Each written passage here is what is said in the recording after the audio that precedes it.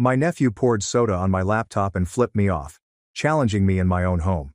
When I asked for an apology, the whole family defended him. It was Christmas Eve. The house smelled like cinnamon, the tree lights flickered gently, and for the first time in years, my whole family was under one roof. But 10 minutes later, I was standing in my upstairs hallway, staring at a 9-year-old boy, my nephew, as he calmly poured soda onto my running laptop, then flipped me off and walked away like it meant nothing. Hello everyone. My name is Caleb.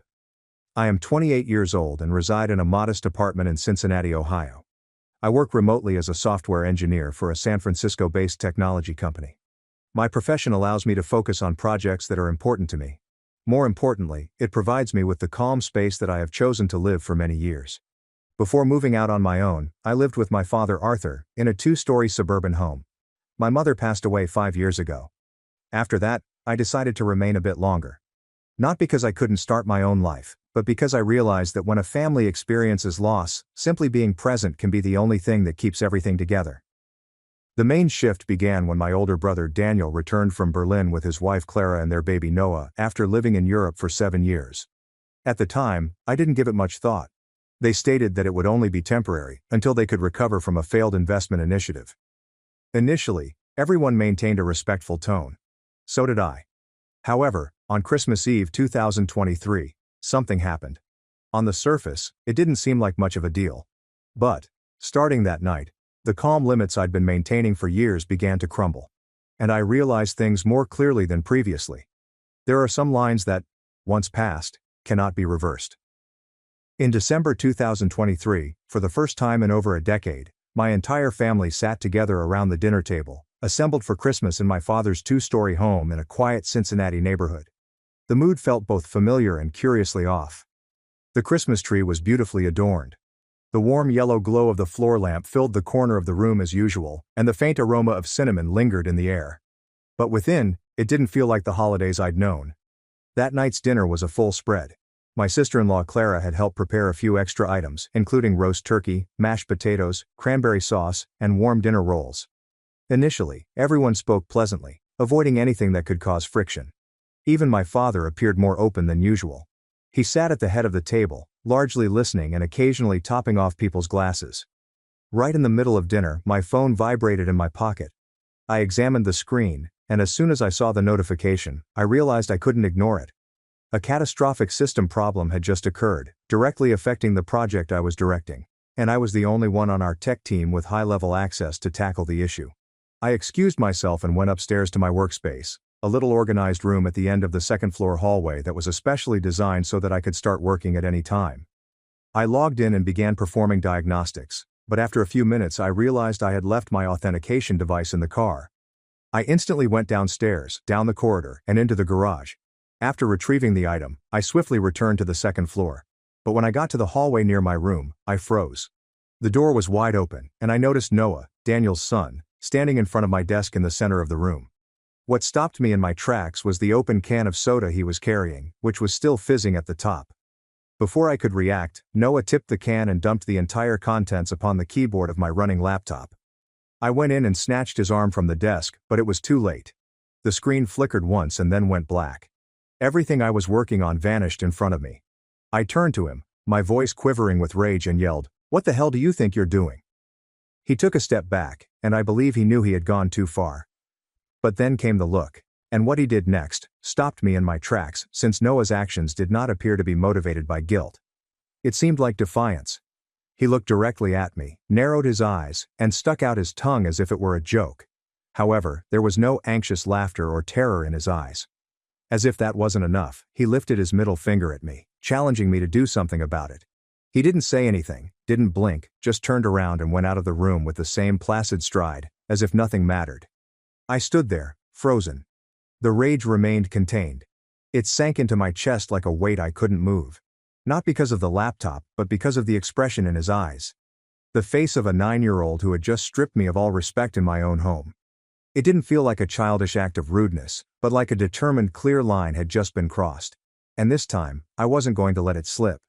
In only a few seconds, I had lost all of my work material on the Dell XPS and was confronted with my nephew's blatant act of defiance. No apology, no fear, just a cold, mocking demeanor that made it impossible to dismiss this as a mere mistake. Since Noah moved back in with his parents, I've frequently informed him that my workplace isn't a place for running around. I informed him that space should be respected, but my words didn't seem to register. Clara usually smiled and gently said, "Don't be so serious, Uncle Caleb. He's always been high energy." I remained silent after her excuses, but this time I couldn't back down. Keeping my face cool, I strolled right down to the dining room. Without waiting for anybody to ask, I announced Noah's name loudly enough to cause everyone at the table to pause in their conversation. As soon as he heard me, the youngster turned his head and dashed toward Clara, hiding completely behind her. I walked forward, maintained a steady but forceful tone and told him, "You need to apologize for what you just did." Noah, still standing behind his mother, responded quickly and unwaveringly, "I didn't do anything wrong." I paused, not because of the words, but because he spoke them quietly and firmly, as if nothing had happened. And he sincerely believed that he did not need to accept responsibility for his conduct. After speaking, he lowered his head and remained still. That brief exchange didn't need to go any further. A bit later, I turned to Daniel and Clara and told them what had just happened from start to finish. I did not raise my voice. I did not exaggerate. I simply presented the facts as I witnessed them. Clara stared at me with puzzlement and a faint frown when I concluded. Then she responded with a forceful, unyielding voice. "You're saying Noah did that? I don't believe it." Daniel remained mute. My brother just sat there, staring at me as if he was trying to figure out what secret motivation I might have. He didn't ask one inquiry. He did not strive to understand. Instead, he maintained a long, tight quiet. It occurred to me as I watched their expressions. They weren't reacting to the narrative itself. It was that I dared to say it aloud at the dinner table. They did not want the truth. They felt insulted by being forced to confront their son's behavior. The air in the room became heavier. Everyone's gaze shifted downward. Nobody spoke. Nobody looked me in the eye. I was standing in the same house I had known for years. I felt like I had walked into a place I had never been invited to. At that moment, I wasn't disappointed. I didn't even feel angry anymore. Only one idea came through loud and clear. If this quiet and avoidance continues, what happened today will only be the beginning. After observing everyone's emotions in the room, one thing became painfully evident. They did not believe me. No one asked any questions. Nobody turned to the child to confirm what had transpired. They didn't care if he did it or not. The only thing they wanted now was to get over it. As if the story I just recounted was nothing more than a personal exaggeration. It is not worth discussing any further. I realized I needed to provide proof to break through this fog of denial. Without saying anything further, I retrieved my phone from my pocket and opened the video clip from the camera I had set up in my office. The footage was very clear and indisputable. Noah entered the room with a drink can in hand and tipped it immediately over the keyboard. He then turned around, stuck out his tongue and flicked me off. I handed Clara the phone. I said nothing. She briefly glanced at the TV, her face flashing with distress. But after a few seconds, her voice became smooth and light, as if she were commenting on something innocuous. "He probably picked that up somewhere. It was just an accident." That response hit me like someone took the oxygen right out of my lungs. I looked at Daniel, expecting something different, but he leaned back in his chair, folded his arms and added slowly, "Don't make a big deal out of this. You're an adult. Don't stoop to a kid's level." My fury did not grow with each word he said. It was draining. What arose instead was a bleak, numbing void. They'd seen it all. They had every fact right in front of them. They continued to support the child, not because they didn't understand, but because they refused to confront the fact. Their son did it. I looked over to Noah. He stood near his mother, countenance placid, the corner of his mouth slightly raised in what appeared to be a half smirk. No fear, no regrets. And in that moment, I realized something profound. This child has never been taught to take responsibility for his actions. And his parents had never attempted to teach him. I couldn't keep it in anymore. I stood up abruptly and raised my voice, firm and loud enough for the entire family to hear. "That's what you call an accident? You saw the video. Are you asking me to explain this? Are you all blind?" The dining area fell utterly silent after I finished speaking. Clara moved away, lips pressed closely, her fingers grabbing Noah's shoulder as if to pull him closer. Daniel raised his eyes to face me, and this time his expression was clear. It had turned into a silent confrontation. He didn't say anything, but I could feel it. We both knew what was going on now. The atmosphere in the room had altered. The previous stillness was gone. What replaced it was a quiet but weighty tension that moved across the table, into each glance, and the spaces between us. My father was still seated at the far end of the table. He had not spoken a word. He leaned into his chair, carrying a half-finished glass of wine. His stare was riveted on me, unwavering and impenetrable. I couldn't tell if it was anger, concern, or something he was still processing, waiting for the proper time to intervene. I didn't say anything else, but something inside me was starting to settle. Cold, consistent, and distinctive. I kept my gaze fixed on Noah, a tight, nameless sensation rising in my chest. The air seemed dense. Every breath is squeezed under 10 stares. Daniel suddenly pushed his chair back and sprang up, banging his hand on the table. The sound was harsh and dry, rocking the entire dining table. He glanced at me, wrath in his eyes, and yelled, "What the hell did you just say, Caleb? Don't lie to me, I'm your brother." I was completely taken aback by the shout. The man in front of me was not my older brother, who used to talk things out. He reacted instinctively, as if I had touched something prohibited inside him. At that moment, I looked at Daniel, who had once been my biggest supporter as a child. The one who stood up to defend me at a family gathering after they dubbed me a stranger for spending all day buried in computers. He had previously stated, "If you know you're right, then you've got the right to speak up." And yet, just because his son did something wrong, he was the first to accuse me of being out of line. Before I could say anything, my father's voice boomed out. It was not loud, but rather clear. Every word is impossible to ignore. "Everyone, sit down. Now." The room slipped into an eerie quiet. Clara reached forward her son, resting a hand on Noah's shoulder to hold him still. Daniel did not move. His hands were still firmly pressed on the table, and his gaze was fixed on mine. A few seconds later, my father stood tall in the wide area. His gaze went across each of his children and grandchildren, before settling on Noah. His voice was deep, low, and forceful. "Noah, what you did was wrong. Apologize to your Uncle Caleb." Noah didn't respond to my father's demand. He tilted his head to the side, his gaze avoiding everyone, his fingers delicately grasping the edge of his shirt. Clara leaned over and whispered something into his ear. Her voice was so soft that only the two of them could hear it, yet I understood every word. "It's okay, sweetheart. We're right here." My father remained precisely where he was. He didn't look around or change his expression, but his hands gradually curled into fists, as if he was suppressing his emotions after hearing it. At that time I sensed a break beneath the surface of this house, which I used to know well. There was no yelling, nothing shattered. But something had altered, and it was not going back. When my father remained silent after Clara whispered to him, I assumed the conversation was over. But only a few seconds later, Daniel spoke up. And this time, what he said took both my father and myself completely by surprise. His voice was shrill and full of fury, and he made no attempt to hide his resentment. He raised his voice. "Dad always takes Caleb's side. We've never been treated like that." When Daniel finished speaking, my father raised his head and gave him a direct look. His voice lowered, and each syllable was deliberate and forceful. "I choose to stand with what's right. Being an adult doesn't mean you get to teach the wrong thing and let your kid do whatever they want." Clara interjected before the full impact of those remarks could be felt. Her tone was rapid with a tinge of disdain. "He just spilled some soda. He's a kid." After that unnecessarily protective statement, I looked at my father again. His demeanor had not changed much, but I could tell from the tightness around his jaw and the corners of his eyes.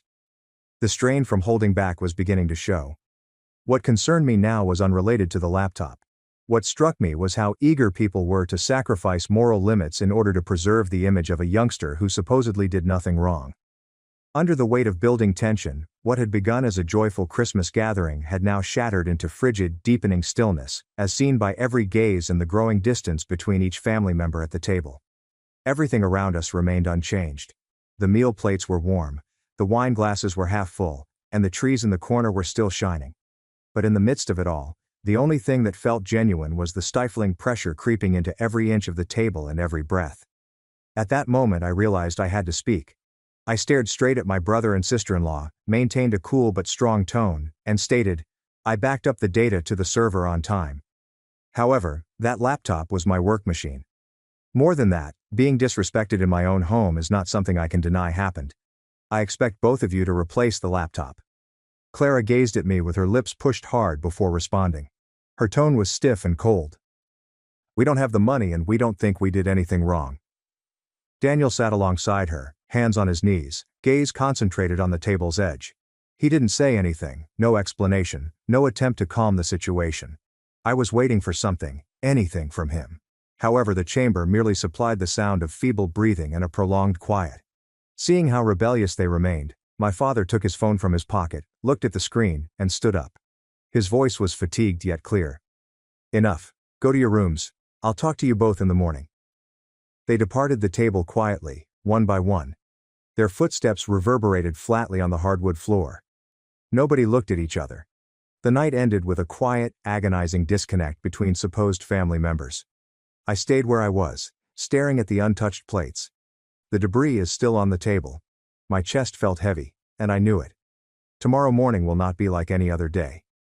After everyone had silently gone to their rooms that night, the entire house was enveloped by a heavy, thick silence. Everything had stopped, as if every previous phrase had left a residue that couldn't be removed. I shut my bedroom door and sat at my desk. The laptop still had droplets on it. I took a cloth and began wiping each key and crevice, doing anything I could. But after a few minutes I realized it was too late. The circuit was fried. The screen remained black. The whole machine was now a chilly, worthless slab of metal. With no other options, I grabbed my phone and logged into the company's internal system. I left an urgent message requesting that management suspend the present workflow. I asked for technical assistance in transferring data and delegated responsibility for the rest of the project. I had no choice. What fatigued me the most, however, was not the disruption at work. It was how everything transpired. In the area I once thought was the safest for me. As I was ready to hang up the phone, my father strolled past the door. He did not glance inside. He did not stop. He simply whispered one thing quietly so that only I could hear it. "Don't fix it yet. I need it that way." I peered up into the dark hallway. What he said sounded unfinished, like a phrase chopped short, but it conveyed something more profound, which I couldn't quite identify.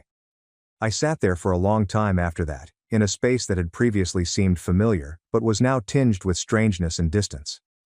My thoughts kept going back to Noah. His expression, his deeds, and how those who should have taught him right and wrong reacted. I recalled the stories Daniel used to tell. About the years they battled in Berlin, the failed investments, the losses, and how they had to work hard to get Noah through school just like any other child. I used to believe that they had done their best. I used to believe that these efforts would result in a child who understood boundaries and dignity. But after tonight, I wasn't as sure. I kept asking myself, if adults can turn a blind eye to save their child's face, how can the child ever learn to distinguish between right and wrong? If a youngster damages someone and no one calls them out, if no one helps them understand the repercussions, how will they ever learn to respect boundaries? And if the parents refuse to confront the truth, how will the youngster ever learn honesty? I kept all of those questions to myself, not because I didn't want answers, but because the more I thought about it, the more I realized what was going on, and how it had already slid past reasoning. Only one feeling stayed. That on this Christmas night, something had broken between those who had previously appeared inseparable. And that breach was deep enough that I knew it would not heal with time or kind words passed around the holiday table. After everything that transpired, I realized that what breaks a family is not a big dramatic occurrence. It is the quiet way in which people remain mute in the face of wrongdoing. Again and again. The following morning, I awoke early. Outside, the sky was still drab and dreary, and the winter frost seemed to have settled deep into my chest. What kept me awake wasn't the weather. It was the lingering weight of the night before. I walked downstairs silently. No one said anything to anyone. It felt as if we had awoken from an incomplete dream. However, no one dared to speak about it. We hadn't even had breakfast when my father invited everyone into the living room. Nobody protested. We all followed quietly, as if we knew what was coming. After everyone had taken their seats, Noah sat holding to his mother's phone, engrossed in a game. It was the latest iPhone 14 Pro Max. He sat with one leg stretched over the chair, totally detached from the tension in the room. My father cast a peek over at him. His eyes weren't harsh or furious.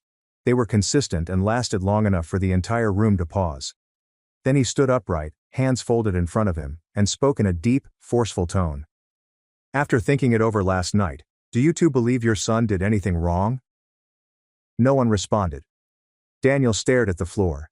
Clara pinched her lips together, her gaze unreadable. Perhaps avoiding or doubtful. Noah continued playing as if the question had nothing to do with him. I didn't say anything.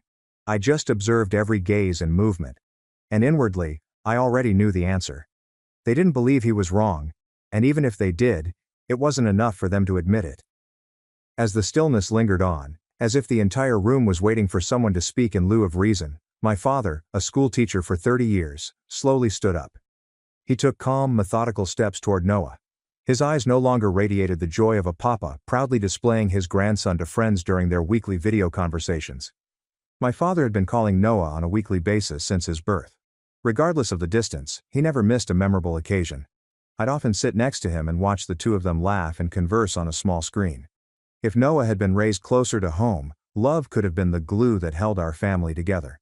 But today, faced with the arrogance, apathy, and complete disdain for boundaries displayed by a youngster not even 10 years old, I knew my father could no longer keep back. Without saying anything, he seized Noah's phone and dropped it into a heated porcelain mug. The hot tea spilled over the rim, and the iPhone plummeted to the bottom with a sharp, crackling pop. Clara immediately got to her feet. Panic in her voice, she shouted at my father, "Oh my God, what are you doing?" Daniel took a step forward out of rage. But before he could say anything, my father turned to me and gave a small, firm nod. I stood up, remembering what he had told me the night before and holding on to all I had felt since yesterday. I stared my brother directly in the eyes. Without saying anything, I raised my middle finger, cold, straightforward, and unrelenting. My expression did not change. I made the identical move Noah had made toward me. Clara screamed again when she watched me do it. "Caleb, what the hell is wrong with you?" Daniel stood frozen. His expression hardened. He did not take a step back, but neither did he move forward.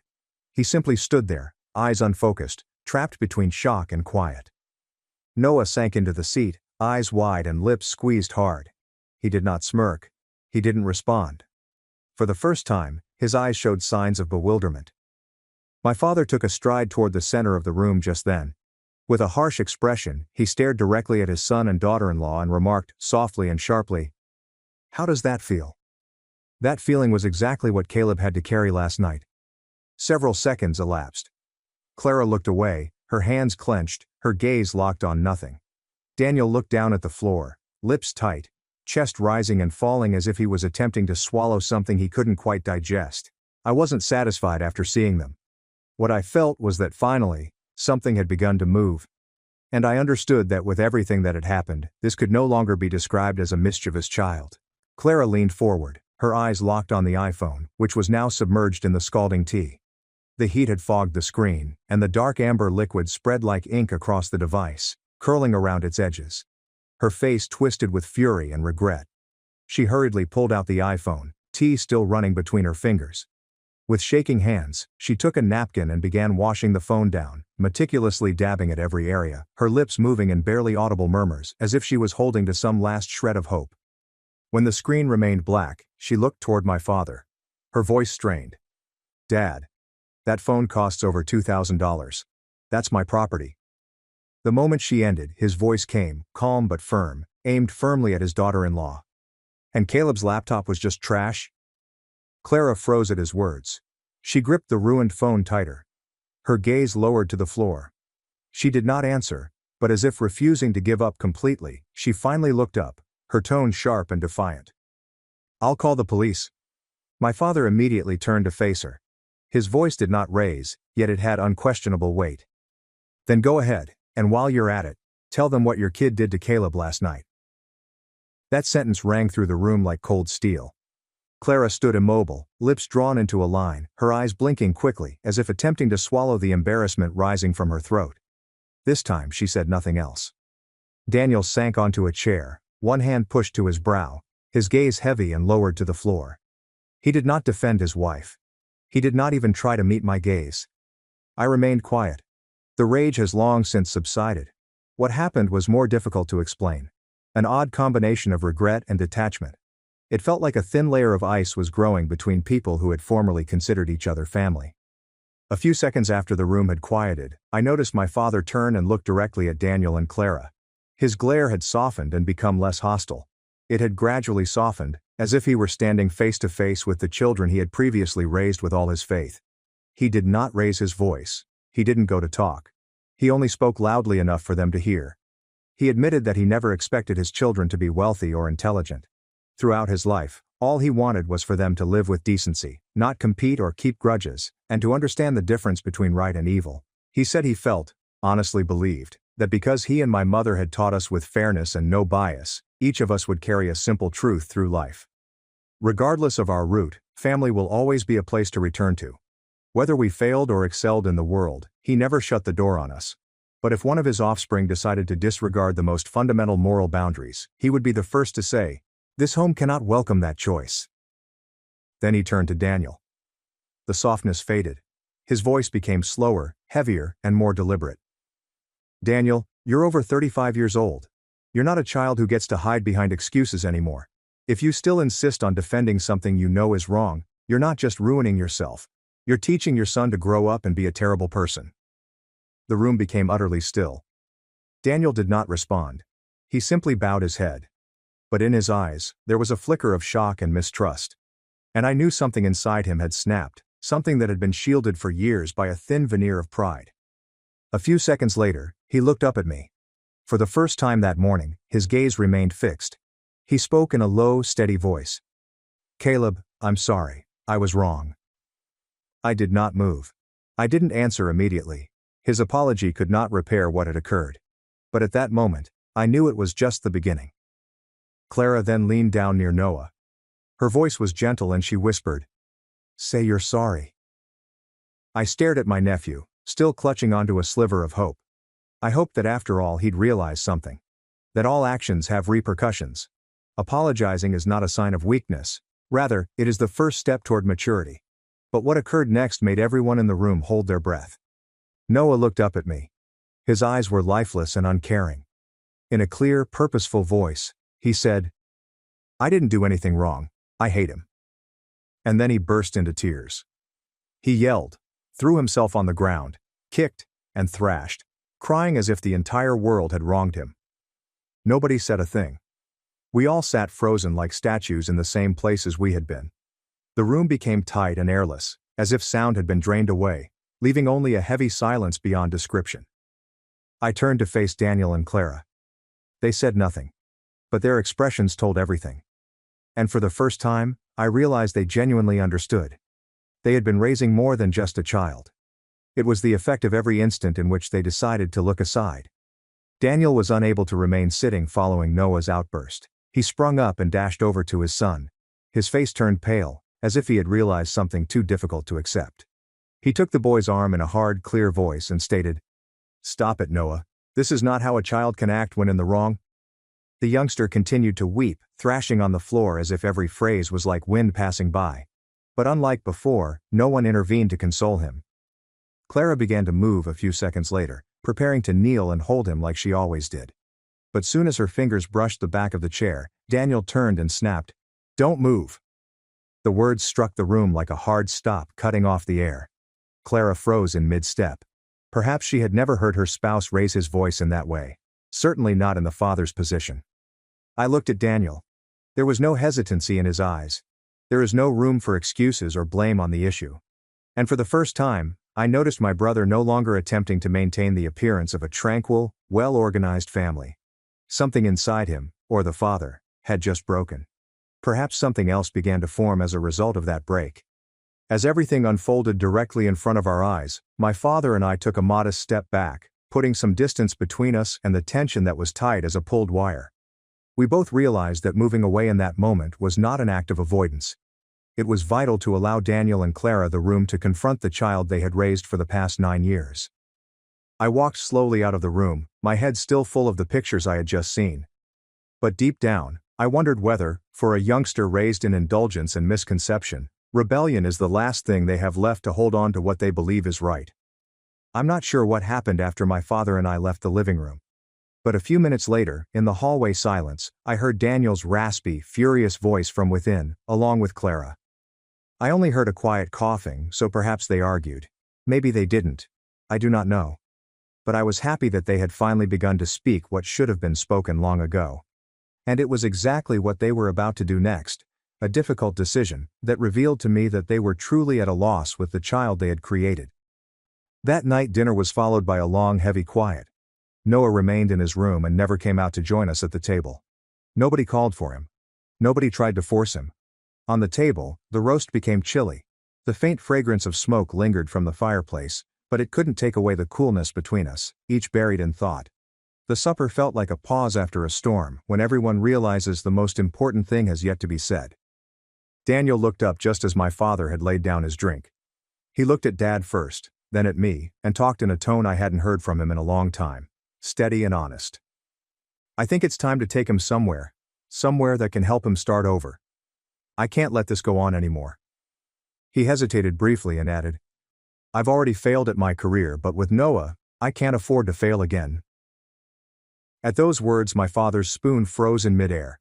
He looked up, not to reprimand or inquire. He only said one short, solid sentence. "He needs to be taught from the beginning. Camp Consequence. Caleb, contact them for me." Daniel nodded without hesitation. Clara said nothing. She sat quietly, hands clenched beneath the table, her gaze fixated on the floor. There were no tears, but I could tell something inside her was shattered. The following morning, I completed the papers and submitted the confirmation email to the camp. They responded promptly, preparing to take Noah in by the weekend. And then, on a dismal Saturday morning, Daniel and I loaded Noah into the car. Clara walked him out to the porch. The door broke open behind her as she stood there, not stepping down or turning away. Her gaze followed Noah as if she wanted to hold on to him.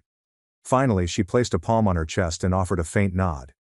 Nobody spoke during the drive. Noah remained still, peering out the window. However, when he saw the Camp Consequence guard post, he broke down.